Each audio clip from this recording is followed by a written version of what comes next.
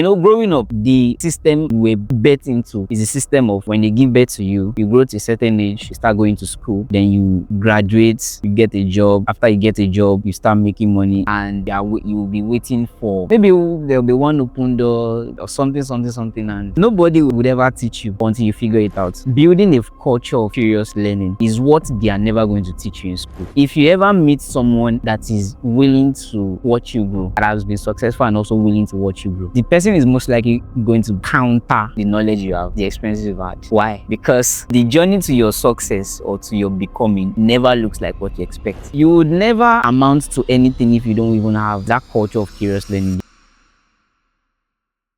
Hello everyone, welcome to my YouTube channel. I am Ebenezer and this is Thinking Outside the Box series with, by the way, you know me, my name is Ebenezer. I'm going to be walking you through the processes of building as a creative, that is thinking outside the box, not always falling for the regular thing the regular person would do. I mean, not doing the regular thing, because if you really want to get an outstanding result, if all you do or all the things you know is what every other person knows about and is doing, you can stand out. The aim of this series is to help you as a visionary build what you are trying to build. This will be the first episode, and they call it episode, or first series of what we are trying to do here. Why do I want to talk about this series, that is thinking outside the box, for creatives, for entrepreneurs, for visionaries basically?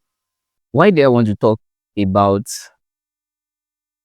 building, that is things, this series, what would help you stand out as a creative? It is quite funny that the social media algorithm has been programmed in such a way that if a particular message or knowledge is supposed to liberate you or help you achieve a particular result, by the time you start scrolling on social media, it's not that you can't come across the things that can, change your life, opportunities that change your life, or knowledge that change your life, or that can change your life. It's just that in the multitude of rubbish, one truth can never make it right. In the multitude of rubbish, that is, in the multitude of liars, the person that says the truth will never change them until it begins to raise people that would start saying the truth. And the social media algorithm was never programmed to help you better. It was programmed to make people money. Did I get that right? Yes. So the social media was programmed, or the algorithm is programmed to push people's content out more, get them more views. So what they are looking out for is how they'll get more views, more likes, more comments, and those that owns those contents make more money. So it's really, when I say the things that will change your life are not on social media, I'm saying in essence that the social media is for some people, is a platform to make money. So they don't care about the kind of content they post. That is why you can see nudity content even now fly around these days, right? And if you are someone that you really want to change, you won't spend more time on social media. In fact, even if you are going to spend time on social media, because of how much you value your mind, you want to protect your mind. Don't forget, there's a particular verse, I think, in the Bible, permit me, for those of you that are not Christians, I believe we should also have heard it or come across it, which says, guard your heart with all diligence, for out of it comes the issues of life. Now, the reason why even the Bible, that's God himself, said this was not because he has straight grammar, or he is wise, because he realized that by the time people multiplies, right, and people have their own free will, ideologies will multiply, you know philosophies, beliefs, different beliefs begin to people begin to have different culture, different and all of those things, which is going to contribute to making or marrying a nation. So that is why I'm organizing this content series, at least to help people that are willing to walk through this journey with me, that are willing to walk it together, grow together, and also learn as much as possible. That is why I'm bringing together towards this series. So you want to do well to sit down. It's not going to take time. I promise that my highest sessions or episodes will not pass 40 minutes. So which means this series or this episode should not pass more than 28 minutes. And it's in episodes, so I'm going to be breaking them down so that we can have. So I would make it more interactive and conversing, right? Bringing my stories, the experiences I've had, and also stories of people in the books I've read, so that we can understand. All right. So going into today's topic, the topic is how to navigate any career or any niche easily. Right? How to navigate any career easily. I think I've worked with someone, or let me just come out directly. I worked with my boss, my mentor, that he has sold anything, like almost anything. He has sold snack, he has sold clothes, he has sold real estate, he has sold gadgets, he has sold, I don't know, name it. I don't even know, right? And now it is not about the selling at this point. It is about how is he able to do that within a short period of time. I mean, sell and you realize that okay, this thing is working, let me go to another one. So it's just one thing, right? That I notice, which I also have, and it has also helped me because to some extent I think I've done um I've done video editing, I've done graphic design, I've done videography as shooting of videos, I've done um live streaming, right?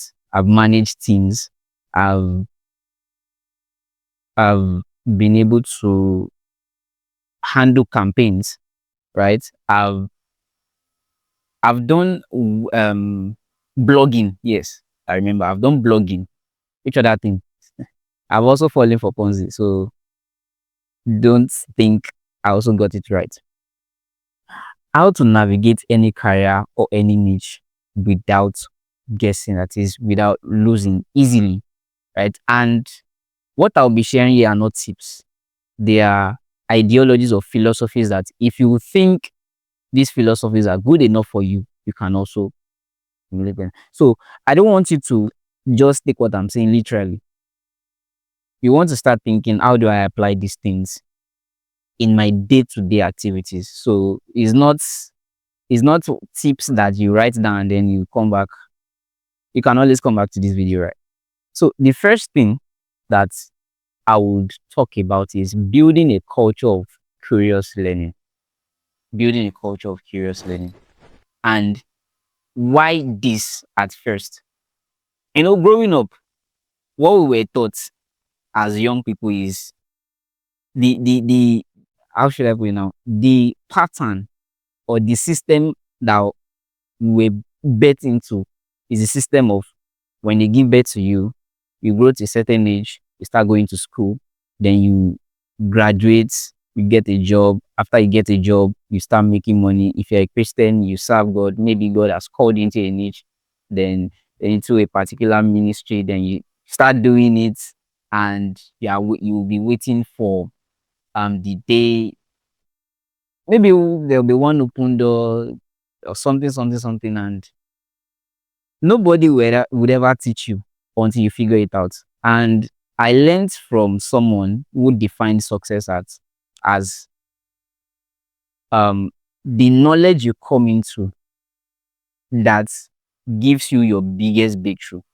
That is, you came into a particular light and you just realize that after you came into that light of knowledge, things began to change. Really, it is not because things just want to change. Like I said, I made a video that transformation doesn't begin outside, it begins within. It because inside of you, there is a development that is now taking place. That is, don't let me use big grammars, right? Let me just go straight to the point. So what I'm saying is that you came into a particular knowledge, and that is what um got you your breakthrough that now seem or look like success. And that is what I'm going to be sharing with us tonight. That building a culture of curious learning is what they are never going to teach you in school. Or, in fact, if you ever meet someone that is willing to watch you grow, and has been successful and also willing to watch you grow, the person is most likely going to counter the knowledge you have, the experiences you've had. Why? Because the journey to your success or to your becoming never looks like what you expect. If you know the story of Joseph, God even had to be strategic about his um leaving his immediate environment. Why? He was curious that, okay, I had this dream. How would it happen? Shared it with his friend. What happened? With his brethren. What happened? They sold him. Now, he already has this culture of curious learning. That is why at every point, at every place he got to, he was able to, be the best. And why? He had a culture of curious learning. Oh, he got here. He was put in charge of this role. Okay, how would I do this thing better? Started asking those questions, started asking himself those questions. Now, I want us to contextualize it into our day to day activities, the culture of curious learning. You're already in this particular niche before, but you want to transition into another niche. The question is, okay, what do I need to start learning? Most times, when we are transitioning or leaving a particular skill to another one, we often think what we need is um what we need is the resources to get started. Maybe you hear some people say, I want to start producing drinks, or I don't have bottles, I don't have um the recipes and all of those things. And sometimes I used to wonder, right? I know you may not have access to some of the resources, but have you heard of the concept of using what you have to get what you want? It's part of curious learning. If you don't learn how to use what you have to get what you want, that is, be curious enough to ask, how can I use this thing that I have to get what I want? You never get any results. And I'm going to build on that topic. That will be the second series, the second episode of this topic, using what you have to get what you want. Right. Now let's continue what we're talking about. How do you build a culture of curious learning from transiting into another thing, right? That is, by transiting to another skill and learning it fast and easily. You want to ask yourself, this thing that I am doing, how can I do it better?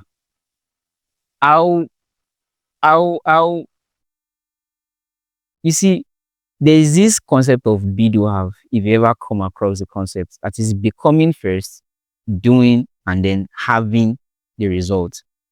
You become before you can have, but most times we wait to have before we become. And in simple terms, it means that you never become rich by having money. You become rich becoming someone that can attract money. So, which means you're already rich before you even have the money. If you have multiple money, plenty of money, you are rich in money. If you have plenty of land, you are rich in land. If you have abundance health, that is, you have good health, you are rich in. You have you had things like concept of this food is rich in nutrients, this drink is rich in nutrients. What they are simply saying is that it is not the quantity of nutrients in it, it is the quality of nutrients. That is, it is not in the quantity of amount of money that you have that makes you rich. It is the quality of the person you become, that you start doing what you've known, that attracts what you now have, be do have. And This would only happen if you have the culture of curious learning. Okay, this thing that I'm doing, how can I make it better? Right? In fact, let me just say it. Most of the courses we buy or we pay for are actually on YouTube. Let me share you a little bit story. I learned how to edit videos on YouTube. I never paid any course. In fact, the time I paid the course, I didn't even watch the course finish because I realized that the same thing inside the course is the same thing I'm seeing on YouTube. So what's the difference? The reason why you pay for a course is because what you don't pay for, you don't pay attention. So they've already sold the idea of we are until you get this course before you can be better. And the reason why I feel like you are getting a course or you are going to be paying for a course is probably you want to learn the process of the person. But there's really no difference if you can just take your time, spend more time learning about that thing on YouTube. It's as easy as that. But you would never amount to anything if you don't even have the curious learning habit. That is that culture of curious learning. Because even if you pay for a course and you don't have the culture of curious learning, you never become anything. You never achieve anything. And that is one of the things that I feel like we need to work on. Learning, that is, be curious, ask questions. How are you able to do this thing? I'm mentoring a guy recently, and each time they give him task, right, in the company he works with as a creative, he will come to me. Yes, I'm supposed to put him through, right? But he would always come to me, okay, how should I do this thing? What do you think I can do? And I put him through. He's curious because he wants to know better. By the way, my mentor taught me how to be creative. In case you don't know, I worked with him. So he taught me how to be creative. One day he said, Ebenezer, you are not creative. Your designs are good, but they are not creative. I went back to the person that referred me to him. I was like, oh, how can I make my work creative and all of those things? So he just said, you know what, just feed your eyes with more designs and all of those things. And guess what? I would literally sit down on Pinterest and be consuming designs, like creative designs. How did this person do this thing? Okay, I like the copy. Okay, this is what the headline of the flyer is talking about. This is how I learned it. I didn't pay anybody to teach me how to come up with creative designs. In fact, even the class, my one class that I paid for, it was just like I paid for the class to get job because after the day one that the man gave us assignment, he got me a job the second day. You have to be, if you are not curious enough to learn, I'm saying it, you can't amount to anything. Probably this is going to be the episode one of this series, right? You have to be curious enough if you want to grow. If you are not curious to learn, how can I do better in this thing? How can I make this thing better? You will never amount to anything. And it will show in your daily habits. In fact, I believe in something, right? Whatever role you function in, and that role, you are not always finding a way to make it better. No matter the kind of job you do, right, that they are paying you for, you never grow in it. Because you might be thinking, it's because they are not paying me. That's like I'm not doing this thing. It's because they are not paying me. By the time you get a job that is paying you, you will never grow in that job. Which means eventually someone else will replace you. Someone that can think, that know how to make things better. That's just it. So you don't want to sit down and just say, okay, you know what? Mm-mm. Ask yourself, if you are still learning, ask your boss. If you are already, on your own, ask yourself, how can I make my designs better? How can I make them come out good? How can I make my clothes better? How can I make my drinks? I have a friend, let me just tell you this story. Maybe this is where I wrap up. I have a friend in one of the universities in Nigeria here, and she produces drink. She was telling me the other time that, oh, she had tried this recipe, it didn't work. It was having one kind of taste. Tried this, she tried this, she tried this, she tried this, and it didn't work. So she was telling me that, you know what, I want to give up. I don't think I can continue in this thing again. And guess what? That night I told her, I said, see, well, I don't know how much you've spent trying to figure this thing out. One thing I know is you ain't giving up. You are not leaving this thing. It's until you find a solution. And that is why nobody will tell you the price to pay. You figure it out. The next I'll break it down in the next point, right? So you want to okay, let me continue the story. So she you know she was almost crying. "Ah, I don't know this thing. I don't get this thing. I think I need to work on it better. Or I want to just give up." And she was just saying, I was just like, yeah, calm down, calm down, calm down. I told her calm down. After a while, guess what? The second day, the what she was looking for, because it didn't come out immediately, she tried out another option than that because she has been trying before. The second day, she was getting good feedbacks and review. Imagine she had given up just because after once that she tried, it didn't come out well. I'm saying that it might not look like what you're expecting, but if you can build this culture of curious learning, you will win.